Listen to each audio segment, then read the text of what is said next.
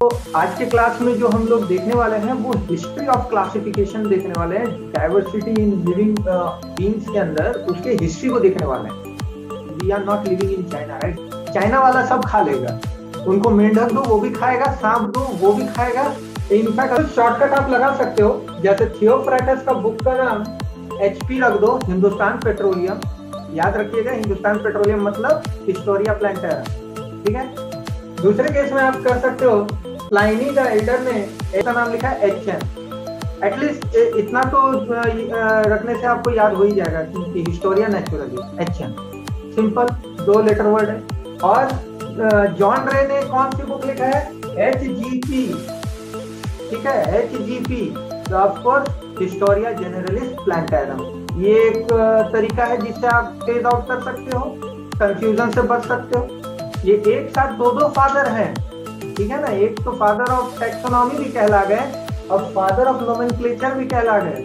Okay, तो आज के क्लास में जो हम लोग देखने वाले हैं वो हिस्ट्री ऑफ क्लासिफिकेशन देखने वाले हैं। डाइवर्सिटी इन लिविंग बीइंग्स के अंदर उसके हिस्ट्री को देखने वाले हैं।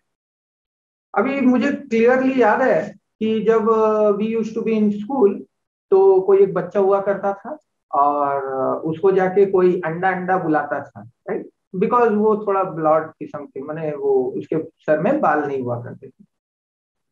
फिर वो लिनन थिन हुआ करता था। तो जैसे हम लोग क्लास प्रमोट हुए तो दूसरा बच्चा आया, तो उसका जो प्रीवियस नाम हुआ करता था ब्लड ब्लड करके उसको बुलाया जाता था, तो उसका नाम चेंज होके गन्ना गन्ना बुलाना चालू हो, राइट? तो यहाँ पे हम ये क्या कहना चाह रहे हैं? यहाँ पे ये कहना चाह रहे हैं कि ऑर्गेनिज्म सरवाइव कर रहे हैं, एग्जिस्ट कर रहे हैं प्री हिस्टोरिक टाइम से। नाउ जब ह्यूमन बींग्स उसको देखें तो उन लोगों को स्टार्टिंग में ही बिल्कुल कोई आइडिया नहीं था कि हम लोग बायोलॉजी पढ़ने वाले हैं और हम अपकमिंग जनरेशंस को भी ये सारी बातें पढ़ाएंगे और फिर we will dig out something new big things. ऐसा कोई प्लानिंग उनका नहीं था। उन लोग बस इतना ही करते थे कि हंटर एंड गैदरर वाला लाइफ होता था। तो उसके बेसिस में उन लोगों ने क्या आइडेंटिफाई करने का कोशिश किया कि हाँ, ये खाने वाला जानवर है, ये नहीं खाने वाले हैं, ये खाने वाले प्लांट है, ये नहीं खाने वाले। तो बेसिस ऑफ दिस ऑनली वो लोगों ने क्लासिफाई करना चालू किया। लेकिन जैसे जैसे टाइम गुजरा, लोगों की समझ बढ़ी, देन अकॉर्डिंगली उन लोगों ने इस सिस्टम में थोड़ा इम्प्रोवाइजेशन लाए। उन लोगों ने नेमिंग क्राइटेरिया को चेंज किया। और यही नहीं, आपको याद होगा कि जो ऑर्गेनिजम्स का बात हो रहा है, यहाँ पे स्फीयर में हर तरह के ऑर्गेनिज्म होते हैं, जिसको हम आंखों से देख पा रहे हैं और जिनको हम आंखों से नहीं देख पा रहे हैं। दोनों तरह के ऑर्गेनिजम्स हो रहे हैं। तो जैसे जैसे लोग मतलब उनका डेवलपमेंट हुए, सोचने की कैपेसिटी बढ़ी, तो उन लोगों को लगा कि हाँ, और इसको ग्रुप किया जा सकता है। जैसे अगर आपके क्लास में कुछ बच्चे बैठ रहे हैं तो आप उसको अलग अलग कैटेगरीज में डाल सकते हो। आप उसको एक कैटेगरी डाल दोगे कि जितने भी थिन पर्सन है वो एक कैटेगरी हो गया, जितने थिक पर्सन है एक कैटेगरी हो गया। कुछ ऐसे अगर बाहर से मार्स से कुछ ऐसे स्टूडेंट आके बैठ रहे हैं तो आप बोलोगे वो एलियन कैटेगरी, उसको एकदम अलग कर दो, ठीक है ना। तो ऐसे ऐसे ग्रुप्स आप बांट रहे हो। तो आप एक्चुअली में क्या कर रहे हो? आपके क्लासरूम में एक ऐसे कैटेगरी तैयार हो रहा है कि जो बेस्ड ऑन सर्टन फीचर्स आप उसको डिवाइड कर रहे हो। अब मान लीजिए कोई मंकी भी इंटेलिजेंट हो गया, सुपर इंटेलिजेंट हो गया, वो भी अब स्कूल में आना चालू कर दिया और बायोलॉजी की क्लास में बैठना चालू कर दिया। तब आप उसको एक सेपरेट फैमिली में ही बैठा दोगे कि भैया ये तो इंसान है ही नहीं, ये तो मंकी वाला ग्रुप में है, तो उसको वहां पे बैठा दो। कोई और फ्यूचर में मंकी आएगा तो उसको भी इसी में ऐड करते जाएंगे, राइट? तो आप देख सकते हैं कि जैसे जैसे ऑर्गेनिजम्स के बारे हमारा नॉलेज में इंक्रीमेंट हुआ, हम लोगों ने उसे अलग अलग कैटेगरीज में डालना चालू कर दिया। तो अभी इस क्लास में हम लोग यही देखने वाले हैं कि ये हिस्ट्री कहां से स्टार्ट हुआ। तो आप देख सकते हो, सबसे पहला जो है इनिशियली, नंबर 1 क्या है? Initially organisms were classified based on the edible or inedible or as a food animal। जैसा कि मैंने कहा, ऑर्गेनिजम्स को क्लासिफाई करना चालू हुआ बेस्ड ऑन द फैक्ट कि हम खा सकते हैं या नहीं खा सकते। या वो जानवर को वी कैन कंज्यूम और नॉट। अब आपके सामने अब we are not living in China, right? China वाला सब खा लेगा, उनको मेंढक दो वो भी खाएगा, सांप दो वो भी खाएगा, इनफैक्ट अगर दीवार में यहाँ लिजर्ड चल रहा होगा उसको भी पकड़ के खा लेगा। कुछ एक्सेप्शनल केस सरवाइव करते हैं, हम लोग एक्सेप्शनल केसेस पे नहीं जाएंगे, हम लोग जाएंगे 99% पॉपुलेशन क्या खाता है क्या नहीं खाता है। तो उसके बेसिस में फॉर्चुनेटली चाइनीज वाले लोग पूरे ये में नहीं छाया रहा था उस टाइम, जैसे आज के डेट में चाइनीज प्रोडक्ट पूरा ग्लोब में छाया हुआ है। Fortunately Chinese were not spread through out the globe, वरना पता चलता कि सारे एनिमल्स एडिबल कैटेगरी में आ जाते। तो we are fortunate in that case. वो एनिमल्स को हम लोग खा सकते थे, ठीक है, या जो एनिमल्स को हम लोग नहीं खा सकते, या जो प्लांट्स को हम लोग खा सकते हैं, या जो प्लांट्स को हम लोग नहीं खा सकते थे, उसको एक स्पेशल कैटेगरी में डाल दिया गया। और उस कैटेगरी का नाम क्या था? Practical classification. उस कैटेगरी को क्या कहा जाता था?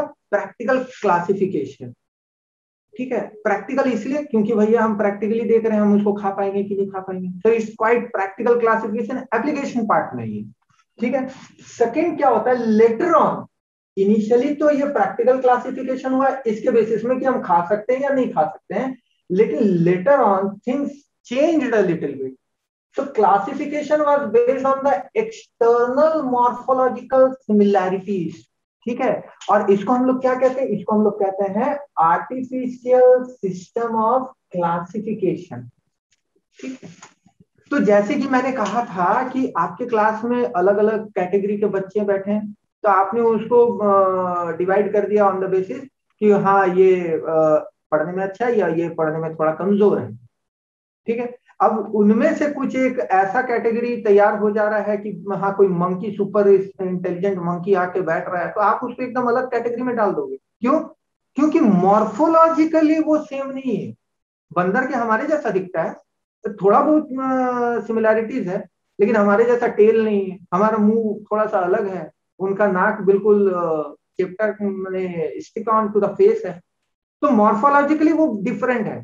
तो जब हम लोगों ने ऑर्गेनिजम्स को मॉर्फोलॉजिकल बेसिस में अलग करना चालू किया कि हाँ अगर ये ऑर्गेनिज्म है जैसे ह्यूमन है, तो ह्यूमंस के 2 हाथ, 1 नाक, 2 कान, 2 आईज, इसके बेसिस में हमने सारे ह्यूमंस को एक ग्रुप में कर दिया। अगर किसी तरह का कोई एनिमल दिखा तो हम लोगों ने उसको अलग कर दिया, ट्रीज को उस कैटेगरी में डाल दिया। तो मॉर्फोलॉजिकली हम लोग जब लिविंग ऑर्गेनिज्म को सेपरेट करना चालू किया, तो इस सिस्टम ऑफ क्लासिफिकेशन को आर्टिफिशियल सिस्टम ऑफ क्लासिफिकेशन का नाम दिया। Right, are you getting my point? Practical classification कब कहते हैं? जब लेटर मतलब काफी हिस्टोरिकल टाइम्स में जब एनिमल्स को सिर्फ इस बेसिस में डिवाइड किया गया था कि हम इसको खा सकते हैं या नहीं खा सकते। लेकिन लेटर ऑन हम लोग जब मॉर्फोलॉजिकल बेसिस में डिफरेंसेस क्रिएट करना चालू किया, तो उसको हम लोगों ने कैटेगरी में रख दिया, जो कि आर्टिफिशियल सिस्टम ऑफ क्लासिफिकेशन कहलाता है। ठीक है ना? नाउ वैदिक लिटरेचर। अब आते हैं थोड़ा सा बात हमारे इंडियन स्कॉलर्स के बारे, जो हिस्टोरिकल स्कॉलर्स अवेलेबल थे इंडिया के उस जमाने में। They were great people, they were great people. अभी जब हम ये सारी बातें बताएंगे तो you will also realize how great people they were during those time, beyond our imagination, beyond. Okay, why? Because as per the Vedic literature, जो कि अराउंड 2500 से लेकर 650 बीसी यानी बिफोर क्राइस्ट एरा की बात हो रहा है, उतने पुराने टाइम में भी they have able to mention 740 plants. ठीक है, 740 is not a small number, it's a big number. अगर मैं आपको कह दूं try to name at least 50 number of plants, आप 5 के बाद आप शायद ही काउंट करवा पाओगे। But somehow they have labeled something, identified something, 740 plants and 250 animals. This is a huge figure during that time. Altogether, Vedic literature ने 740 plants को identify किया और साथ ही साथ 250 एनिमल्स को भी उन लोगों ने आइडेंटिफाई करके ग्रुप आउट किया। 740 प्लांट्स एंड 250 एनिमल्स, बहुत इंपॉर्टेंट पॉइंट है ये।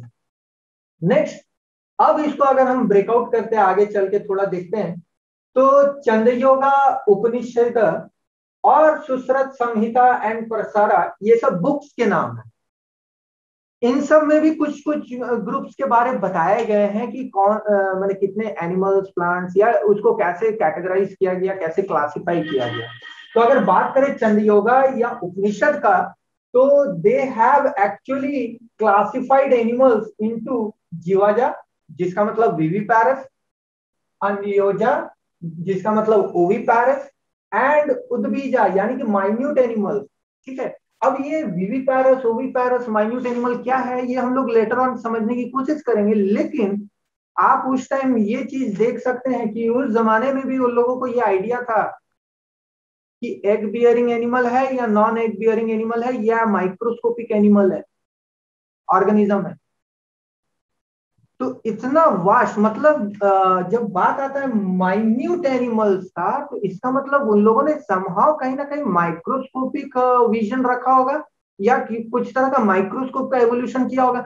अदरवाइज उनको कैसे पता चला कि माइन्यूट एनिमल्स कैसा दिखता है? क्योंकि माइन्यूट एनिमल्स का जब बात आता है तो हमें तो नॉर्मल अनएडेड आई से नहीं दिखा जाता है। और माइन्यूट एनिमल्स का मतलब ये है कि जो छोटे छोटे बॉम हो गया, या उससे भी छोटा बैक्टीरिया वगैरह हो गया, उन सब की बात हो रहा है, या maybe algae. But still they did some kind of study on them also, right? तभी तो उन लोगों ने इसको एक अलग कैटेगरी में रख दिया, उद्बीजा नाम देकर। ठीक है, तो this was done by Chandogya and this was mention in the Chandogya and Upanishad as jivaja, andyaja and udbhija. ये सब संस्कृत टर्म है, may be I am spelling it bit wrong, ठीक है, बट आपको ये चीज याद रखना पड़ेगा। ठीक है, नेक्स्ट, सुश्रुता संहिता, ये एक अनदर बुक है। ठीक है, सुश्रुता एक पर्सन का नाम है। ठीक है, he have written a book Susrata Samhita which divided the living beings as satavara, which means immobile plants. Of course plants तो मूव नहीं कर पाता है ना।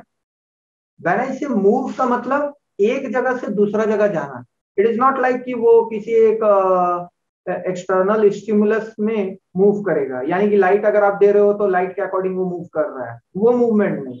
यहाँ पे मोबिलिटी का मतलब एक जगह से दूसरे जगह जाना। तो सुश्रुता संहिता ने लिविंग बीइंग को किस हिसाब से डिवाइड किया? As a satvara and as a जनगामा।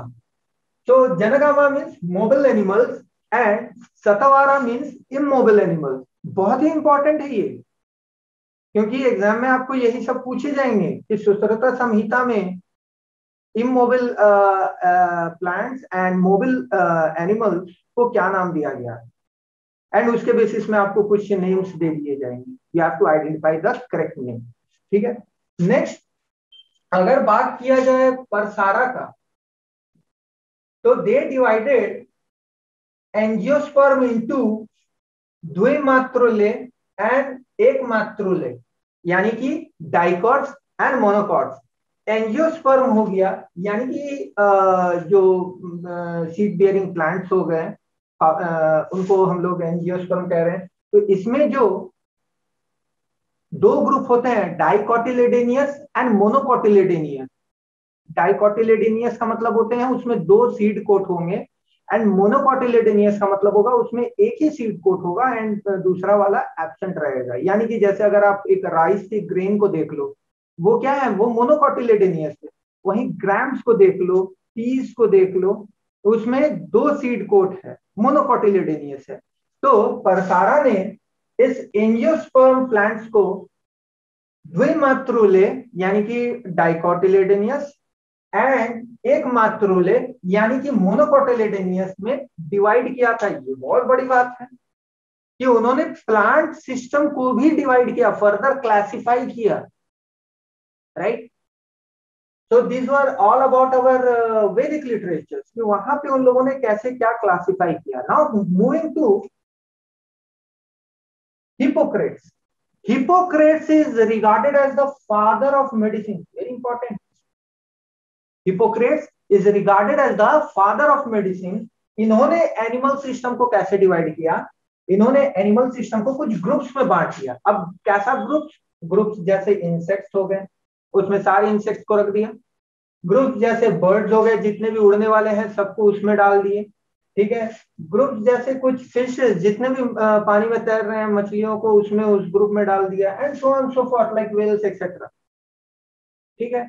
तो हिपोक्रेट्स ने जितने भी एनिमल्स हैं उनको सर्टेन ग्रुप्स बनाए और उसमें ऐड करना चालू कर दिए, and the groups were like this. Next, moving to Aristotle. Now, who is Aristotle? He is father of zoology. Very, very important. Aristotle is very, very important person. Okay? क्योंकि यहां से क्लासिफिकेशन सिस्टम बहुत broad होने वाला है, यहां से classification system काफी ब्रॉड होने वाला है। तो Aristotle, who is regarded as the father of zoology, he divided living beings into animals, okay, human beings and plants. तो जितने भी लिविंग बीइंग्स एरिस्टोटल को दिखा, उन्होंने इसको कैटेगराइज कर दिया as a animals, human beings and plants. उन्होंने इससे ऐसे 3 कैटेगरी में डिवाइड कर दिया। अब इन बातों का वर्णन, इन बातों का डिस्क्रिप्शन उन्होंने सर्टेन बुक्स में लिखा। बुक्स का नाम इंपॉर्टेंट रहता है कि Aristotle, who is the father of geology, उन्होंने कौन सी किताबें लिखे हैं, ठीक है। तो बुक्स का नाम है, बुक्स कुछ इस प्रकार से लिखा, natural history of animals, on the parts of animals and on the generation of animals, and Scala Naturae. Now Scala Naturae means ladder of nature. अभी आपको पता चलेगा ये लैडर ऑफ नेचर का मतलब एरिस्टोटल का क्या मतलब था। यानी कि उन्होंने सबसे निचले पायदान में रखा कि जो सबसे छोटे एनिमल है कहीं से इवॉल्व हुआ होगा, है ना, माइन्यूट ऑर्गेनिज्म, फिर उससे बड़ा, फिर उससे बड़ा, देन कीप ऑन इंक्रीजिंग। तो इसको इन्होंने नाम दिया स्केला नेचुरे। Okay, Scala नेचुरे। ओके, अब हम लोग आगे बढ़ेंगे कि इस क्लासिफिकेशन हिस्ट्री में आगे लोगों ने क्या क्या कंट्रीब्यूट किया। फाइन, सो फार एनी डाउट? एरिस्टोटल के बुक स्केला नेचर में ये देखा, जो कि फादर ऑफ जियोलॉजी है, कि उन्होंने कैसे अरेंज किया, ठीक है। उन्होंने जितने भी स्पीशीज को आइडेंटिफाई किया, ऑर्गेनिजम्स को आइडेंटिफाई किया, उन्होंने उसको कुछ एक पर्टिकुलर अरेंजमेंट के तहत अरेंज किया, और उन्होंने कहा कि ये लैडर ऑफ नेचर है।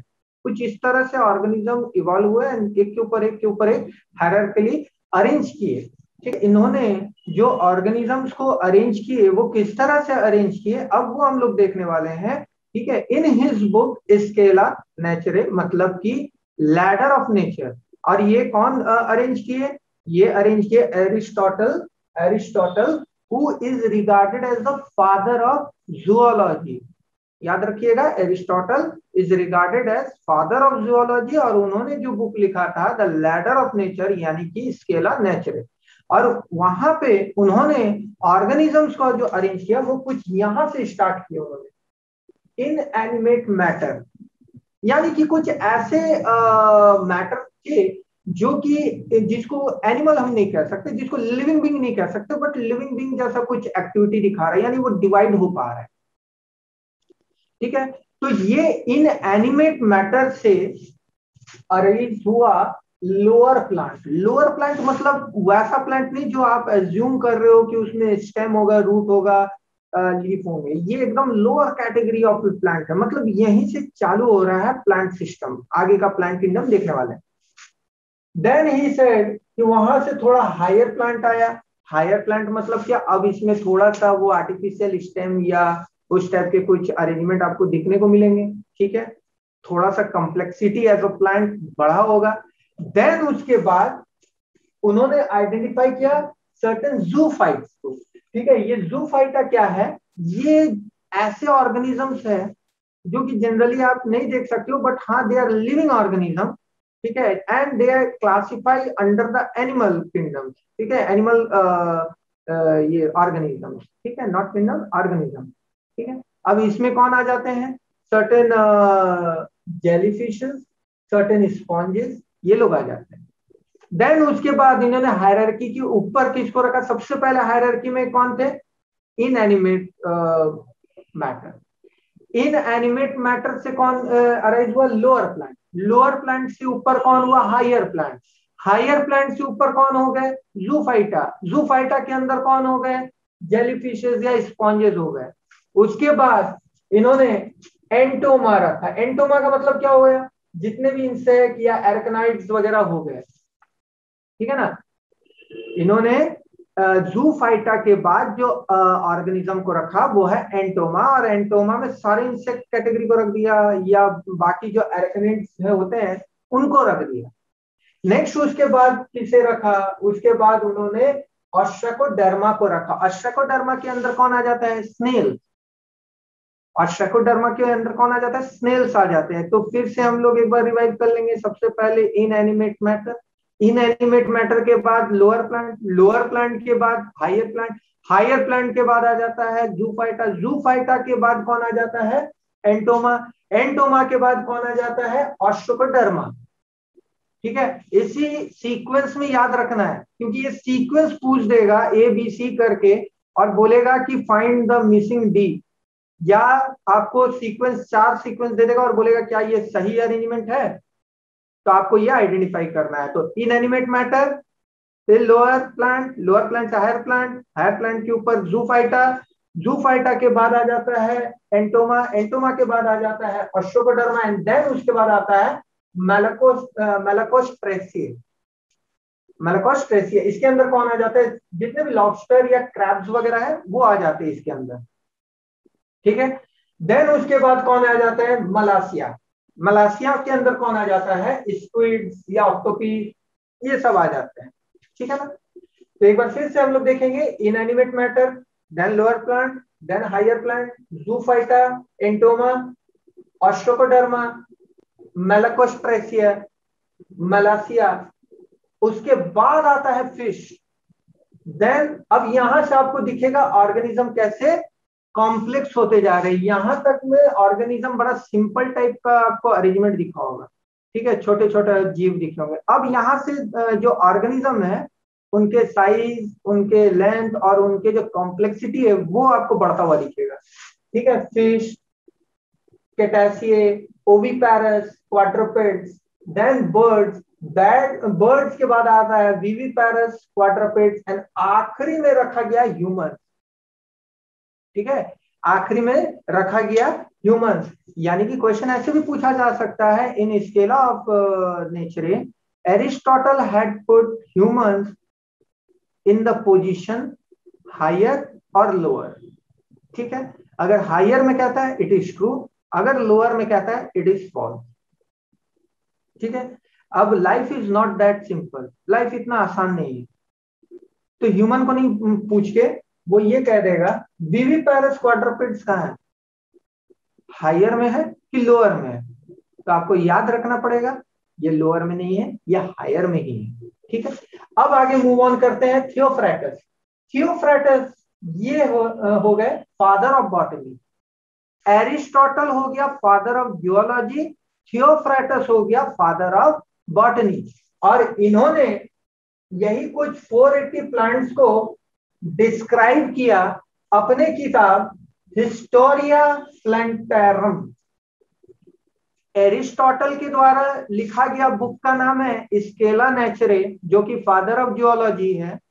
वहीं थियोफ्रास्टस जो कि फादर ऑफ बॉटनी है, उन्होंने जो बुक का नाम लिखा दैट वाज हिस्टोरिया प्लांटेरम, और इसमें लगभग 480 प्लांट्स को आइडेंटिफाई किया on the basis of their habits, वो प्लांट का हैबिट किस तरह से, ठीक है। अब इसमें आ जाते हैं हर्ब, अंडरशर्ब, श्रब्स एंड ट्रीज। तो फर्स्ट टाइम जो ये कैटेगरी दिया गया हर्ब, श्रब एंड ट्रीज, ये किसके द्वारा दिया गया? थियोफ्रास्टस के द्वारा। Who is Theophrastus? Father of botany. उन्होंने कौन सी किताब लिखे? उनका किताब का नाम है हिस्टोरिया प्लांटेरम। और कितने प्लांट्स आइडेंटिफाई किए? 480 प्लांट्स आइडेंटिफाई किए। और ये हर्ब श्रब के क्लासिफिकेशन किसने दिया? Theophrastus. Easy to remember? Now Pliny the elder, he introduced first system of artificial classification. Remember as we began the class, मैंने क्या कहा था? Practical classification and later on artificial system of classification आया। तो ये artificial system of classification किसने दिया? प्लाइनी the Elder. इन्होंने पहले इंट्रोड्यूस किया और इन्होंने एक बुक लिखा, बुक का नाम है हिस्टोरिया नेचुरलिस। यहीं पे कंफ्यूज करेगा आपको, ट्रू फॉल्स में उलझा देगा, बोलेगा कि ये बताओ थियोफ्रेटस ने हिस्टोरिया नेचुरलिस लिखा है, क्या ये ट्रू है या फॉल्स है? अब आपको याद होगा कि उसने हिस्टोरिया प्लांटैरम लिखा है तो आप सही करके आओगे, लेकिन अगर क्लियर कट अंडरस्टैंडिंग नहीं होगा तो आप इसको ट्रू मार के आ जाओगे। हिस्टोरिया नेचुरलिस जो कि प्लाइनी द एल्डर के द्वारा लिखा गया। और ये कौन है? ये पहला पर्सन है जिन्होंने ये first system of artificial classification को पॉइंट आउट किया। ठीक है, नेक्स्ट, इन्होंने लगभग 1000 इकोनॉमिक प्लांट्स को आइडेंटिफाई किया। इकोनॉमिक प्लांट मतलब जहां से पैसा आएगा रे बाबा, ठीक है ना, जहां से यू कैन गेट मनी। ठीक है, मेडिसिनल प्लांट हो गए, मनी मिलेगा, राइट। हर्ब लोग है, बाबा रामदेव को देखो कितना बढ़िया हर्ब बेच बेच के मनी बना रहे हैं, right. So they are all the economic plants, and these economic plants are arranged where? Under the artificial system of classification. Example में बोल देगा economic plants are regarded as the artificial system of classification. B में बोल देगा practical classification. C D में कुछ और कह देगा। तो याद रखिएगा economic plants को artificial system of classification के अंदर मेंशन किया गया। किसने किया? प्लाइनी द एल्डर। उनका किताब का नाम Historia Naturalis. Clear? Next, let us move on to John Ray. John Ray, he described almost 18,600 plants in his 3-volume book. उन्होंने एक किताब लिखा 3 वॉल्यूम में, जहां पे उन्होंने लगभग 18,600 प्लांट्स को आइडेंटिफाई किया।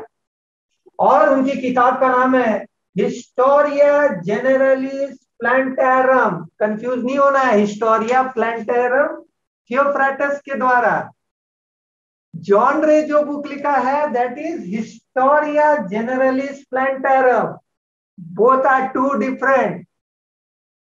एक ही जगह में 3 व्यक्ति ने एक किताब लिख दिया जिसका स्टार्टिंग टाइटल हिस्टोरिया है, लेकिन यहाँ कंफ्यूज नहीं होना है, क्लियर कट अंडरस्टैंडिंग रखना है। थियोफ्रेटस ने हिस्टोरिया प्लांटैरम लिखा है, प्लाइनी द एल्डर ने हिस्टोरिया नेचुरलिस को लिखा है, और जॉन रे ने हिस्टोरिया जेनेरलिस प्लांटैरम को लिखा है।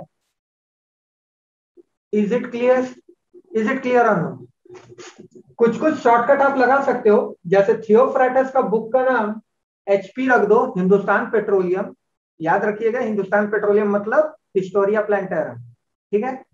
दूसरे केस में आप कर सकते हो, प्लाइनी द एल्डर ने HN बुक का नाम लिखा है HN। एटलीस्ट इतना तो रखने से आपको याद हो ही जाएगा कि Historia Naturalis HN, simple 2 letter word है।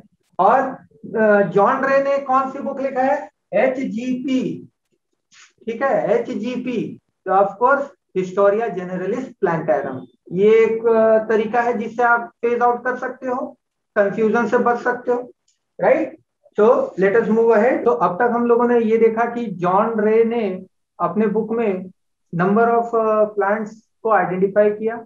जॉन रे का एक और खासियत हम लोगों ने जो देखा, वो he was the first person जिन्होंने टर्म स्पीशीज कॉइन आउट किया। याद रखिएगा, आने वाले ये में बहुत आप लोग देखोगे स्पीशीज टर्म को यूज होगा, frequent use of term species होगा।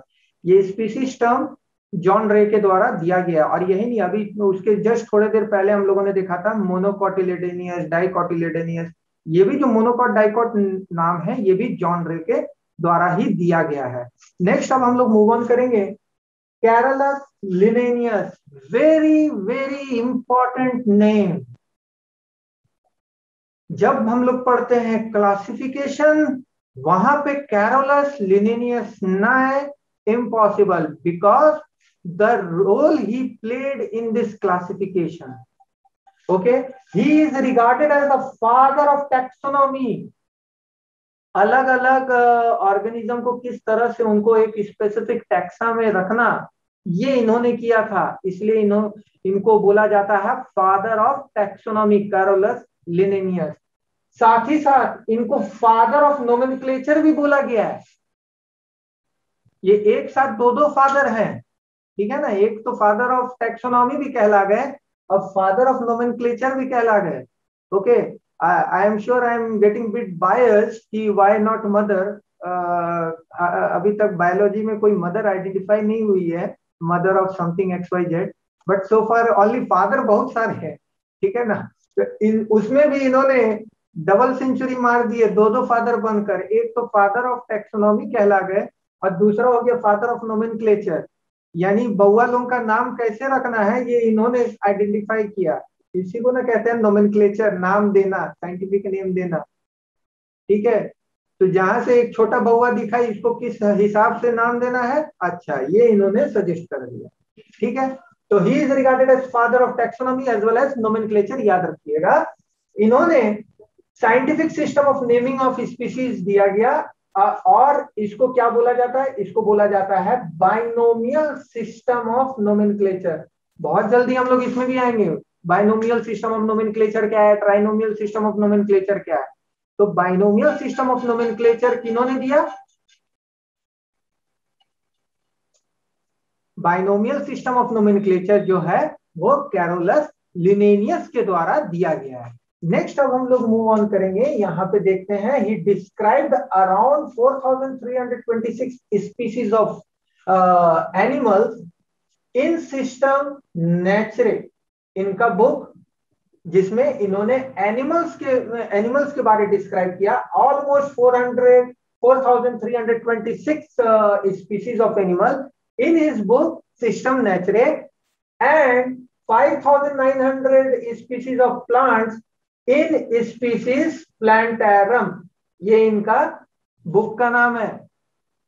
तो कैरोलस लिनेनियस ने दो बुक लिखा, एक हो गया सिस्टम नेचुरे जहां पे इन्होंने एनिमल्स के बारे डिस्क्राइब किया, ठीक है ना। ये सिस्टम नेचुरे इनका एक बुक का नाम है जहां पे इन्होंने सारे एनिमल्स को डिस्क्राइब आउट किया। वहीं स्पीसीज प्लांटेरम जो है, यहाँ पे इन्होंने सारे प्लांट जो आइडेंटिफाई किए थे उसके बारे में लिख दिया। अब हम लोग आगे देखेंगे final which is father of new systematics. एक नए फादर का आगमन होता है यहाँ पे, फादर ऑफ न्यू सिस्टमैटिक्स। ये न्यू सिस्टमैटिक्स भी अभी हम लोग बहुत जल्द देखने वाले हैं। He is named as sir Julian Huxley. Sir Julian Huxley. अब इनको किस बात का क्रेडिट दिया जाता है, इनको इस बात का क्रेडिट दिया जाता है that he developed the new systematics और बायोसिस्टमैटिक्स। वेरी वेरी इंपॉर्टेंट, क्योंकि अभी तक ये न्यू सिस्टमैटिक्स या बायोसिस्टमैटिक के बारे किसी ने उतना अप्रोच नहीं लगाया था। यहाँ पे फर्स्ट टाइम हम लोग देखेंगे क्लैड फॉर्मेशन देखेंगे, यानी कि इन्होंने जो ऑर्गेनिज्म को अरेंज किया, इन्होंने हिस्टोरिकल ऑर्डर में अरेंज किया। इसका मतलब क्या है कि वो ऑर्गेनिज्म इवॉल्व कहां से हुआ, और जहां से इवॉल्व हो रहा है वहां पे ऑफकोर्स कुछ ब्रांचेस बन रहे, ब्रांचेस ऑफ पेरेंट। जैसे कि मान लीजिए कुछ एक सर्टेन एप रहा होगा, ठीक है, यहां से कुछ एक और दूसरे कैटेगरी के एप आए और प्रिमिटिव ह्यूमन दिखने लगा। तो प्रिमिटिव ह्यूमन आगे इवॉल्व हुआ, ये शायद एक्सटिंक्ट कर गया, लेकिन यहाँ से ये आगे फर्दर इवॉल्व कर गया। फिर यहाँ से और सर्टन डिवीजन हुआ, लेकिन ये भी एक्सटिंक्ट कर गया, लेकिन ये फाइनल आके मॉडर्न मैन कहलाया, मॉडर्न मैन, ठीक है। तो इस तरह से जो अरेंजमेंट हो रहा है हिस्टोरिकल इवेंट में, हम लोग ट्रेस बैक जब कर रहे हैं तो इसका पेरेंट ये रहा, इसका पेरेंट ये रहा, इसका पेरेंट ये रहा, देन ये फाइनल पेरेंट रहा। तो ये जो अरेंजमेंट हुआ, ये अरेंजमेंट इन्होंने दिया, सर जूलियन हॉक्सले ने दिया। समझ आ रहा है? He arranged in historical order in which they evolved as branches of parent। अब इसको हम लोग क्या कहते हैं, इसको हम लोग कहते हैं फाइलोजेनेटिक क्लासिफिकेशन या क्लैडिस्टिक। इसको हम लोग क्या कहते हैं, इस टाइप के अरेंजमेंट को हम लोग इसको कहते हैं फाइलोजेनेटिक क्लासिफिकेशन या फिर क्लैडिस्टिक।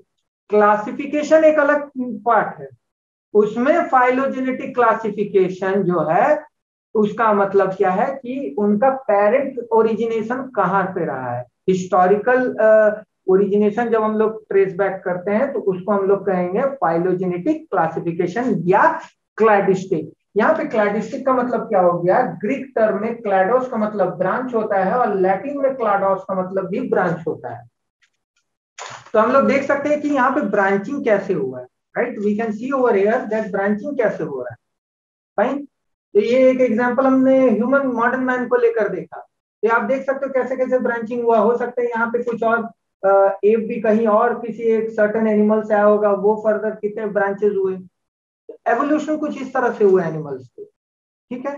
तो दैट्स ऑल फॉर टुडे। आज हम लोगों ने पूरा हिस्ट्री ऑफ क्लासिफिकेशन को समझा, एकदम डीप ड्रिल आउट किया, ठीक है। कहीं पे भी एक ये भी पॉइंट हम लोगों ने मिस आउट नहीं किया, ठीक है। और एग्जाम पॉइंट ऑफ व्यू भी ये बहुत इम्पोर्टेंस रखता है, क्योंकि यहाँ से आप एक्सपेक्ट कर सकते हो 2 से 3 क्वेश्चन एटलीस्ट आप एक्सपेक्टेशन रख सकते हो कि आ सकता है। तो आज के जो मैंने बताया, यहाँ पे कोई डाउट है? Any doubt?